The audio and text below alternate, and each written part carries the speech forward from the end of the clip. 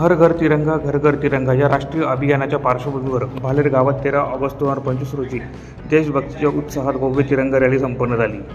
क.पू. पाटील महाविद्यालयाच्या प्रांगणातून सकाळी 11 वाजता माजी आदिवासी विकास मंत्री तथा आमदार डॉक्टर विजयकुमार गावित यांच्या प्रमुख उपस्थितीत रॅलीला दिमाखदार प्रारंभ झाला। कार्यक्रमाच्या सुरुवातीला डॉक्टर विजयकुमार गावित यांच्या हस्ते राष्ट्रध्वज फडकवण्यात आला आणि रॅलीला शुभारंभ करण्यात आला।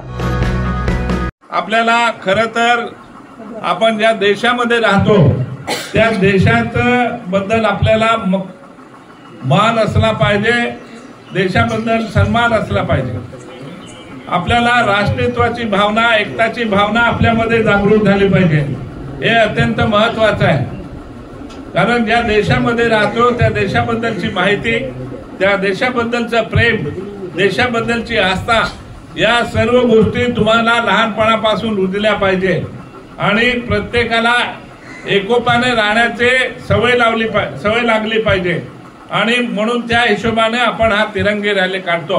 हा तिरंगा म्हणजे आपल्या राष्ट्राचा ध्वज आहे आणि त्या ध्वजाबद्दल आपल्याला सर्वांना अभिमान असला पाहिजे आणि म्हणून आपण जागृती करायची लोकांना। ज्या देशामध्ये राहतात त्याच्याबद्दल राष्ट्रप्रेम आपल्याला सर्वांना असलं पाहिजे। लोकांमध्ये जागृती करायची की आपल्याला आपल्या देशाबद्दल मान असला पाहिजे आणि लोकांना एकत्रितपणाची भावना आली पाहिजे। सर्व धर्म भाव एक आहे, सर्व जाती धर्म एक आहेत।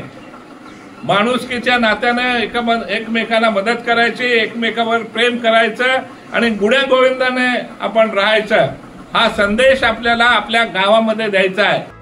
या रॅलीत लोकप्रतिनिधी, सामाजिक कार्यकर्ते, शालेय विद्यार्थी आणि ग्रामस्थांनी उत्स्फूर्त सहभाग नोंदवला।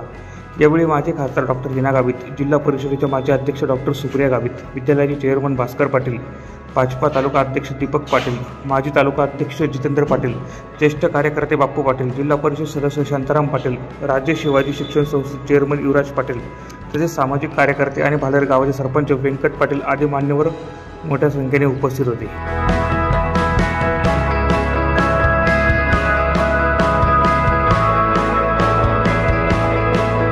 प्रतिनिधी प्रवीण चव्हाण, माझा महाराष्ट्र न्यूज, नंदुरबार।